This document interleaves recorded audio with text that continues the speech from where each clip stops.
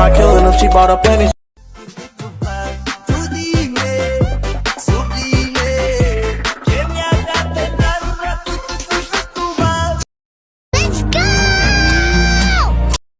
Three, two, one.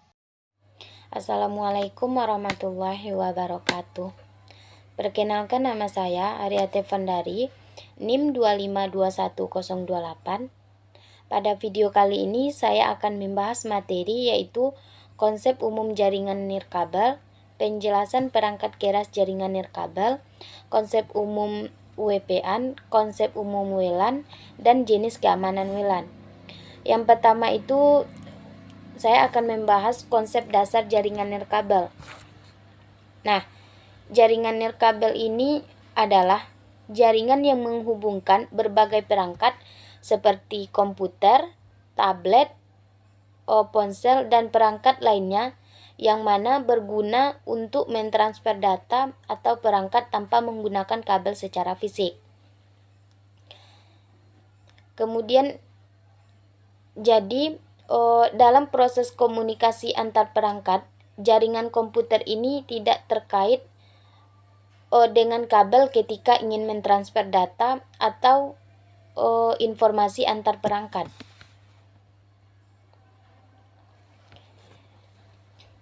Nah, jaringan nirkabel ini memungkinkan pengguna untuk terhubung dan berkomunikasi dalam area yang luas tanpa pembatasan kabel secara fisik.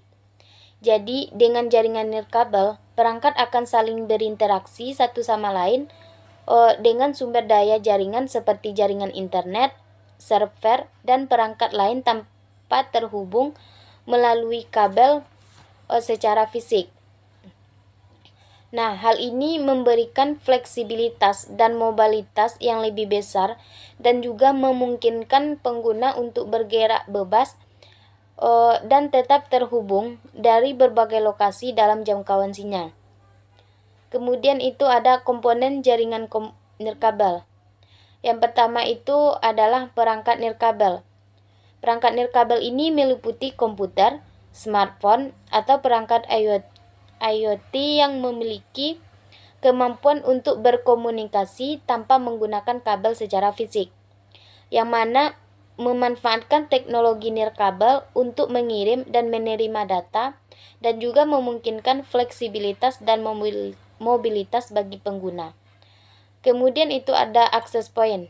Access point merupakan titik akses yang memungkinkan perangkat nirkabel untuk terhubung ke jaringan kabel atau internet. Access point berfungsi sebagai jembatan atau jaringan nirkabel, memperluas jangkauan jaringan dan menyediakan koneksi stabil bagi perangkat nirkabel. Selanjutnya itu ada router. Router bertindak sebagai penghubung antara jaringan nirkabel dan jaringan kabel, mengatur lalu lintas data yang masuk dan keluar dari jaringan. Router memastikan data yang dikirim ke tujuan dan benar membantu dalam manajemen bandwidth serta keamanan jaringan. Berikutnya ada antena. Antena bertindak untuk memancarkan dan menerima sinyal radio yang digunakan dalam koneksi nirkabel. Antena dapat diintegrasikan ke dalam perangkat nirkabel atau access point, dan desain serta penempatannya sangat penting untuk memastikan jangkauan dan kualitas sinyal yang optimal. Terakhir itu ada protokol komunitas. Protokol komunitas ini menentukan cara perangkat berkomunikasi satu sama lain dalam jaringan nirkabel. Nah, contoh dari protokol komunitas ini seperti Wi-Fi, yang mana Wi-Fi ini banyak digunakan untuk jaringan lokal. Kemudian ada Bluetooth, yang sering digunakan untuk komunikasi jarak pendek. Kemudian itu ada Zigbee. Zigbee ini populer untuk komunikasi yang hemat energi.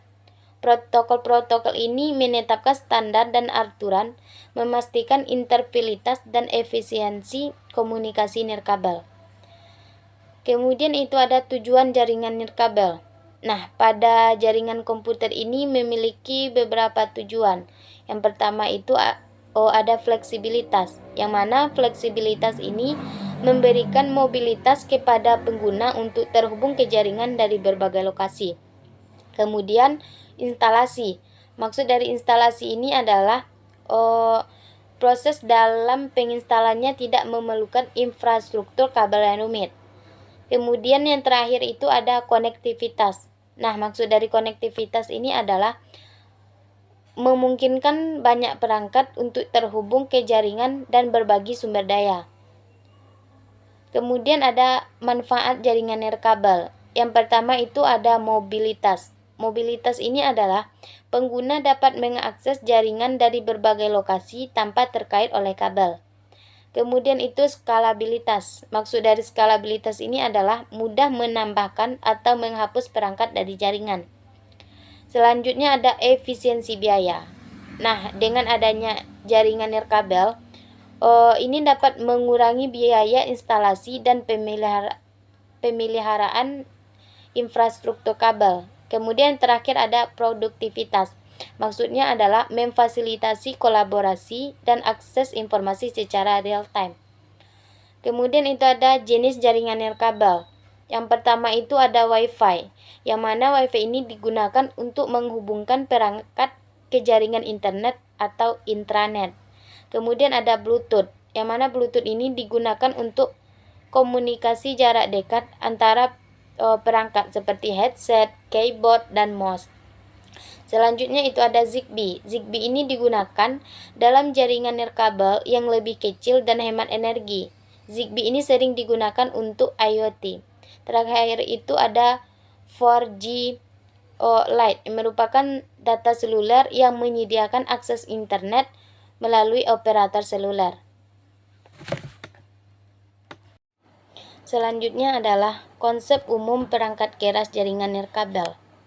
Nah, pada perangkat keras jaringan nirkabel terdiri dari berbagai komponen yang mendukung komunikasi tanpa kabel antar perangkat, yang mana termasuk perangkat-perangkat yang memancarkan dan menerima sinyal radio atau inframerah, serta infrastruktur yang mengatur dan mengelola lalu lintas data dalam jaringan. Nah, kemudian itu ada komponen perangkat keras jaringan nirkabel. Nah, ada beberapa komponen perangkat keras jaringan nirkabel. Yang pertama itu ada access point. Nah, access point ini adalah titik akses yang memungkinkan perangkat nirkabel untuk terhubung ke jaringan kabel atau internet.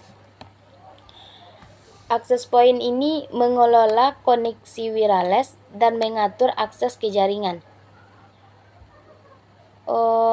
Yang kedua itu ada router, yang mana router ini bertindak sebagai pusat pengatur lalu lintas data antara jaringan nirkabel dan jaringan kabel. Router ini menentukan rute terbaik untuk data dan mengelola lalu lintas jaringan. Yang ketiga itu ada antena, yang mana antena ini merupakan komponen yang memancarkan dan menerima gelombang radio untuk mengirim dan menerima data dalam jaringan nirkabel. Antena ini dapat bersifat internal atau terintegrasi dalam perangkat, atau eksternal terpisah dari perangkat. Yang keempat itu ada switch, yang mana switch ini menghubungkan berbagai perangkat dalam jaringan nirkabel untuk mengatur dan mengirimkan data antara mereka. Switch juga dapat memprioritaskan lalu lintas data untuk meningkatkan kinerja jaringan. Yang kelima ada modem. Modem ini memungkinkan akses ke jaringan internet melalui penyedia layanan internet atau yang disingkat dengan ISP. Modem mengubah sinyal digital dari perangkat sinyal analog yang dapat ditransmisikan melalui jalur komunikasi fisik seperti kabel telepon atau serat optik.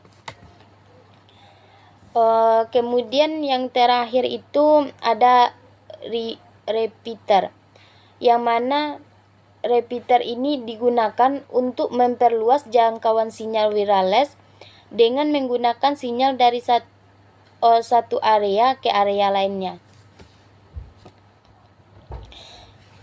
Kemudian itu ada tujuan perangkat keras jaringan nirkabel.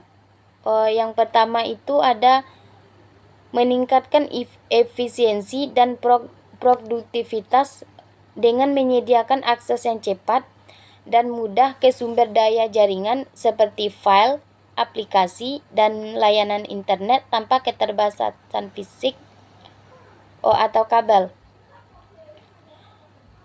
Yang kedua itu menjamin kehandalan jaringan dengan memastikan bahwa perangkat nirkabel dapat terhubung secara stabil dan konsisten, bahkan saat menghadapi interpretasi atau gangguan sinyal. Yang ketiga itu ada mengoptimalkan pengalaman pengguna dengan menyediakan layanan jaringan yang responsif dan kualitas koneksi yang tinggi, meminimalkan waktu henti dan gangguan dalam aktivitas online. Kemudian itu ada manfaat perangkat keras jaringan nirkabel. Ada beberapa manfaat perangkat keras jaringan nirkabel ini. Yang pertama itu ada mobilitas, yang mana mobilitas ini memungkinkan pengguna untuk terhubung ke jaringan dari berbagai lokasi tanpa tergantung pada kabel fisik.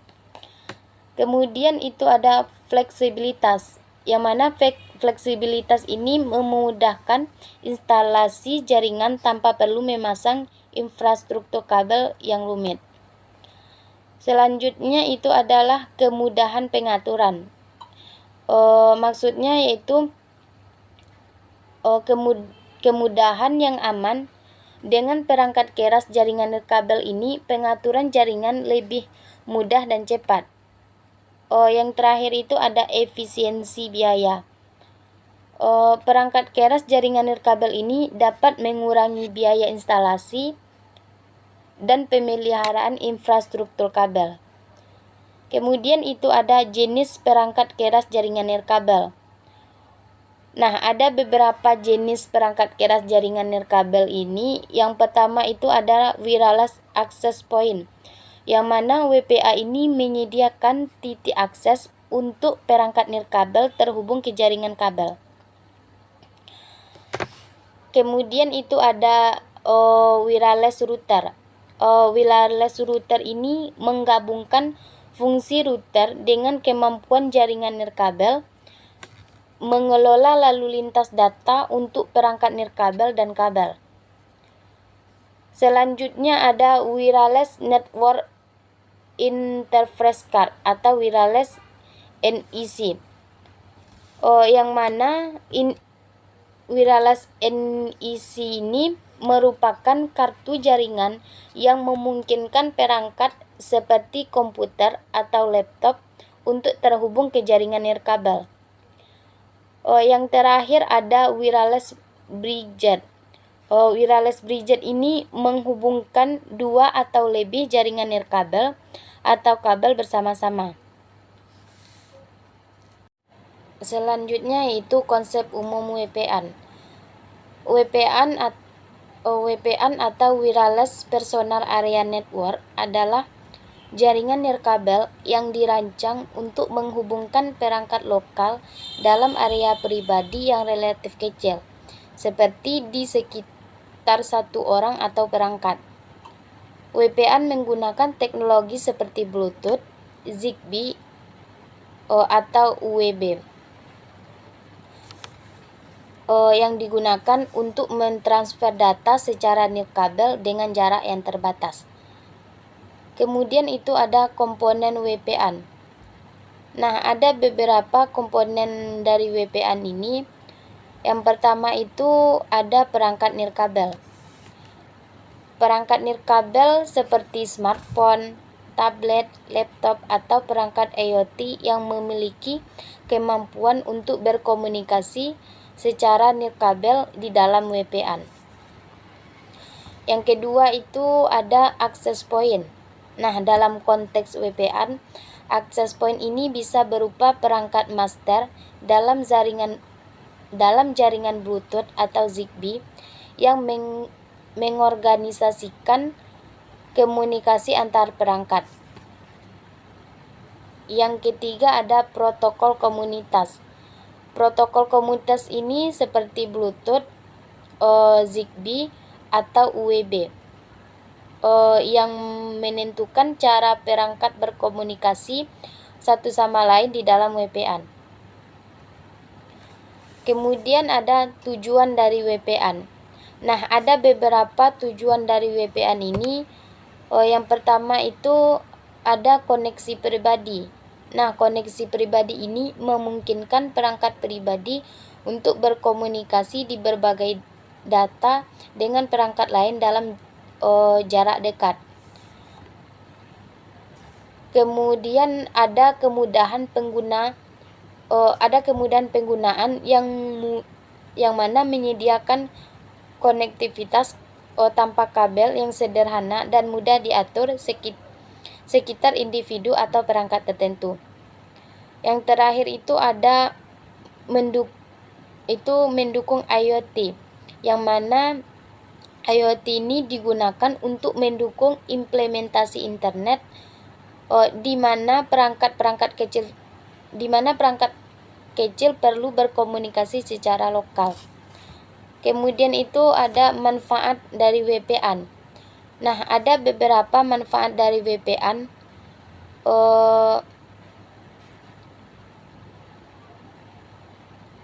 Jaringan nirkabel yang mencakup area pribadi seperti ruang kecil atau ruangan yang memiliki berbagai manfaat yang membuatnya berguna dalam berbagai situasi.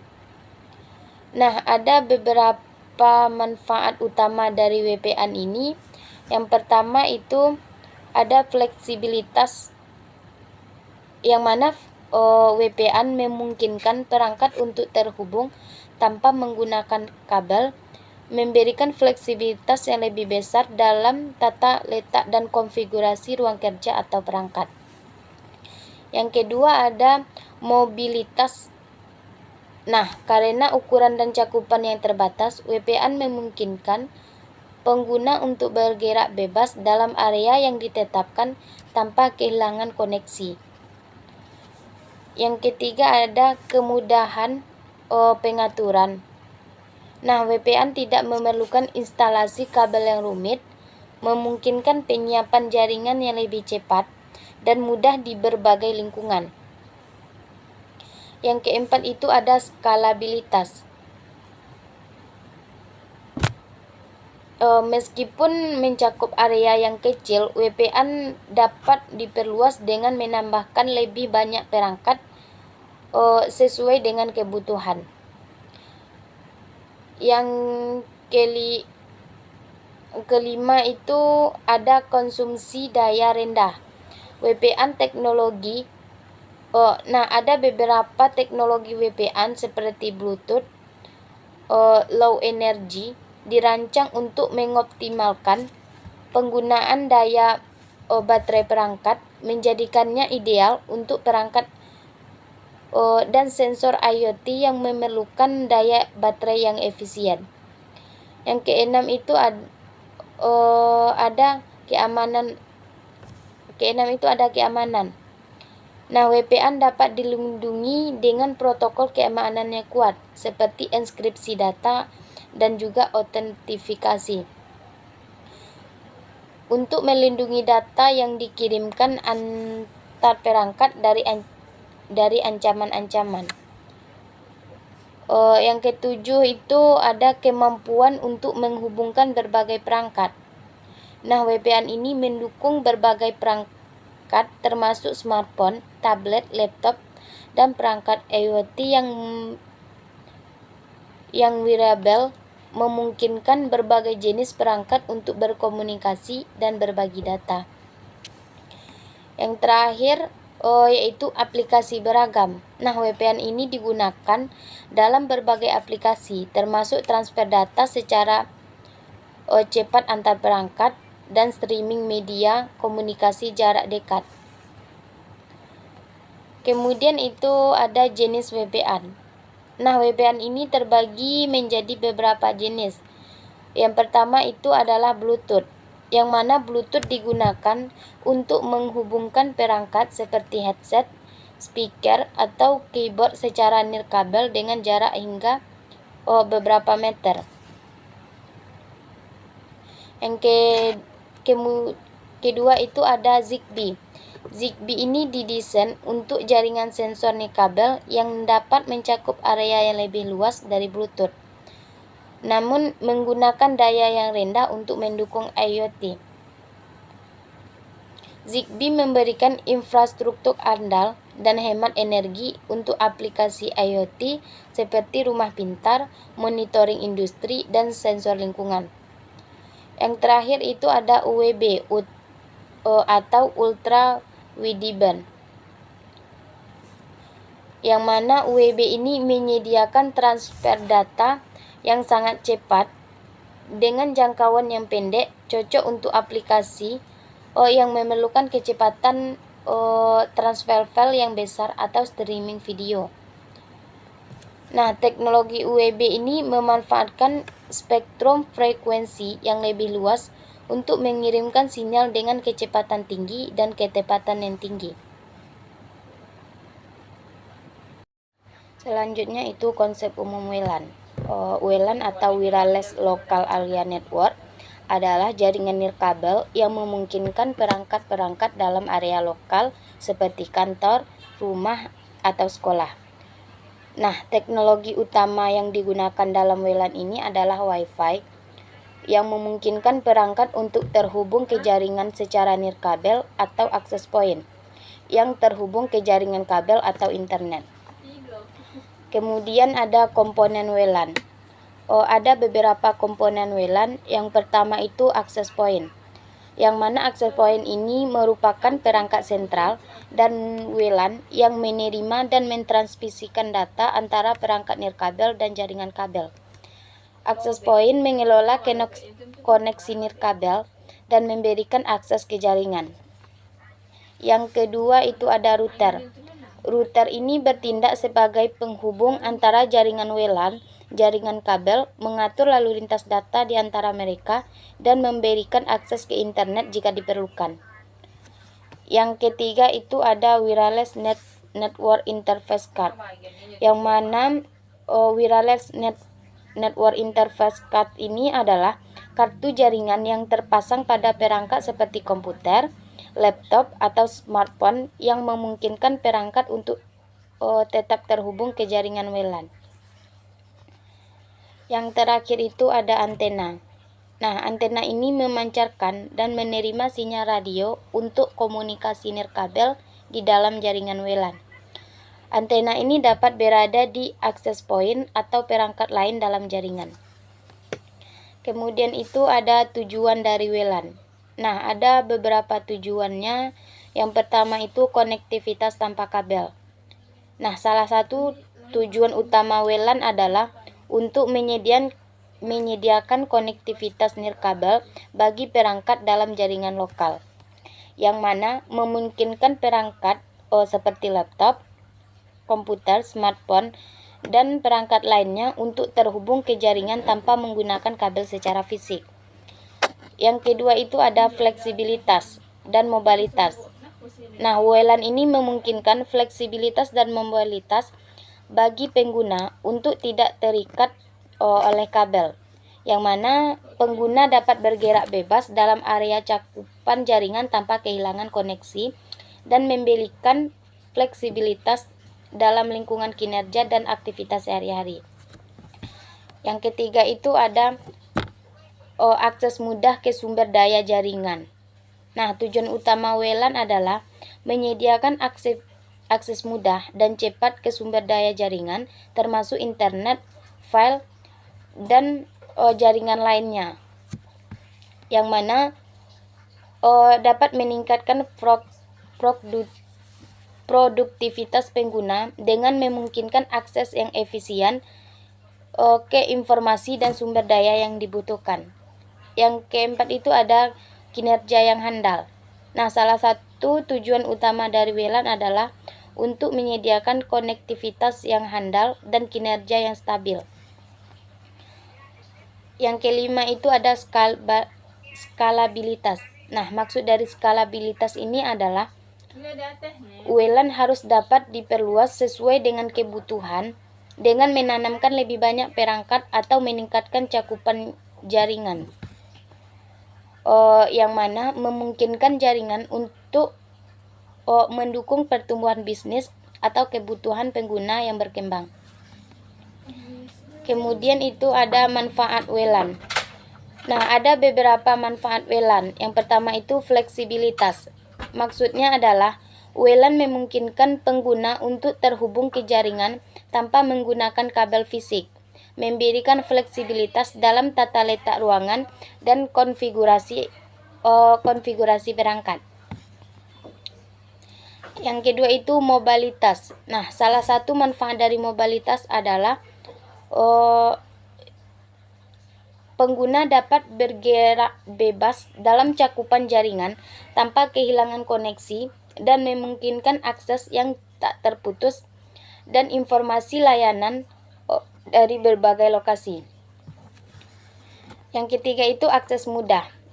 WLAN dapat menyediakan akses mudah dan cepat ke sumber daya jaringan seperti internet, file yang dibagikan, dan aplikasi bisnis, yang mana memungkinkan produktivitas dengan memungkinkan mereka untuk mengakses informasi yang dibutuhkan dengan cepat dan efisien. Kemudian itu ada kinerja yang tinggi. Nah, WLAN ini memungkinkan transfer data dengan kecepatan tinggi, memungkinkan pengguna untuk mengirim dan menerima informasi dengan cepat. Kemudian itu ada skalabilitas. Nah, salah satu dari manfaat WLAN ini adalah kemampuannya untuk diperluas sesuai dengan kebutuhan dengan menambahkan lebih banyak perangkat atau meningkatkan cakupan jaringan, yang mana memungkinkan jaringan untuk tumbuh sejalan dengan kebutuhan organisasi atau lingkungan yang berkembang. Kemudian itu ada jenis WLAN. Nah, ada beberapa jenis WLAN ini. Yang pertama itu WLAN 82.11a. Standar WLAN 80.2a ini menggunakan frekuensi 5 GHz dan mendukung kecepatan transfer data hingga 50 Mbps. Yang kedua itu WLAN 82.11b, yang mana menggunakan frekuensi 2,4 GHz dan mendukung kecepatan transfer data hingga 11 Mbps. Kemudian itu WLAN 80.11g. Standar WLAN 82.11g ini menggunakan frekuensi 2,4 GHz dan mendukung kecepatan transfer data hingga 54 Mbps. Yang keempat itu ada WLAN 82.11n. Nah, WLAN ini mendukung kecepatan transfer data hingga 600 Mbps dengan menggunakan teknologi MIMO atau multiple input multiple output. Yang kelima itu ada WLAN 80.11ac, yang mana WLAN ini juga dikenal dengan Wi-Fi yang menggunakan frekuensi 5 GHz dan mendukung kecepatan transfer data hingga beberapa gigabyte per detik. Kemudian itu jenis keamanan dari WLAN. Nah, ada beberapa jenis keamanan dari WLAN ini. Yang pertama itu ada Wired Equivalent Privacy atau yang disingkat dengan WEP.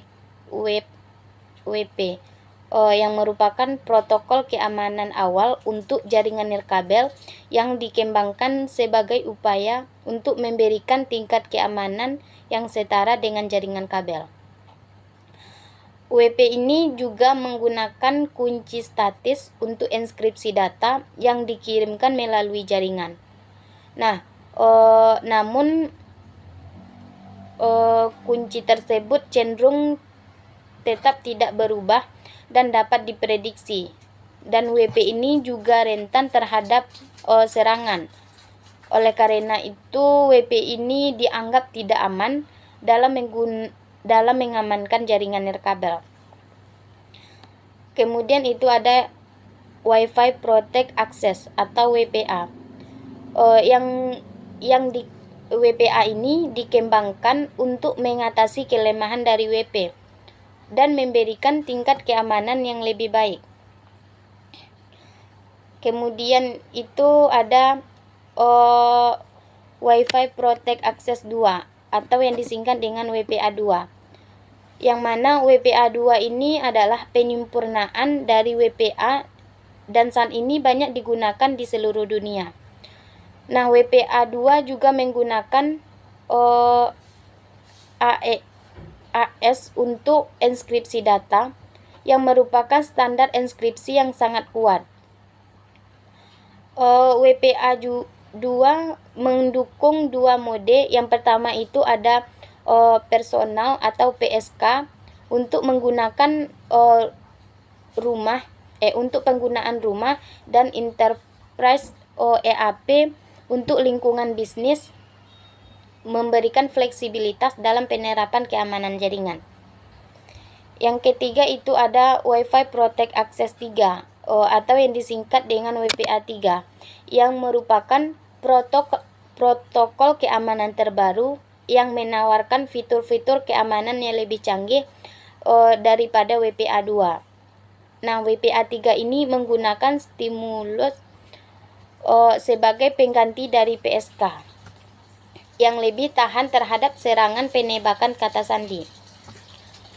Nah, WPA 3 ini juga menyediakan enskripsi yang lebih baik untuk jaringan terbuka dengan OWE dan peningkatan keamanan dalam skenario jaringan yang lebih beragam.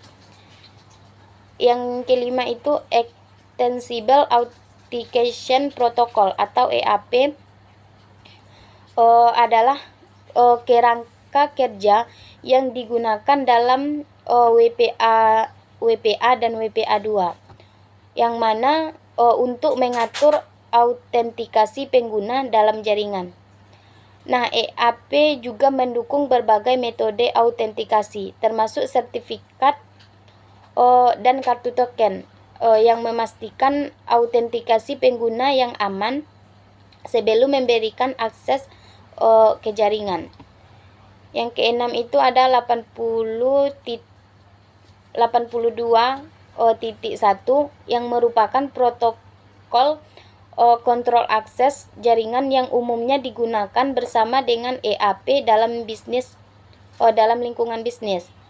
Nah, protokol ini membantu dalam mengautentikasi pengguna dan perangkat sebelum memberikan akses ke jaringan, dan juga membantu mencegah perangkat yang tidak diizinkan untuk mengakses jaringan. Yang ketujuh ada Service Set Identifier yang merupakan langkah untuk menyembunyikan nama jaringan dari penyiaran dan membuatnya kurang terlihat oleh pengguna lainnya. Yang ke-8 itu ada MAC Address Filtering yang merupakan langkah keamanan yang melibatkan pengaturan jaringan untuk hanya mengizinkan perangkat dengan alamat. Yang ke-9 itu ada Network Segmentation, yang mana Network Segmentation ini melibatkan pemisahan jaringan menjadi segmen-segmen terisolasi untuk menahan pelanggaran keamanan. Nah, dengan menggunakan VLAN ini, jaringan dapat membuat jaringan menjadi terisolasi untuk berbagai jenis perangkat atau pengguna, meningkatkan keamanan keseluruhan jaringan. Yang ke-10 itu ada firewall intrusion, yang merupakan komponen penting dalam meningkatkan keamanan jaringan, yang mana firewall ini bertanggung jawab untuk memantau dan mengontrol lalu lintas jaringan yang masuk dan keluar. Sementara IDS atau IPS mendeteksi dan mencegah potensi ancaman dan akses yang tidak sah ke jaringan. Dengan bekerja sama, kedua sistem ini membantu menjaga keamanan jaringan dan mengidentifikasi dan merespon ancaman yang ada.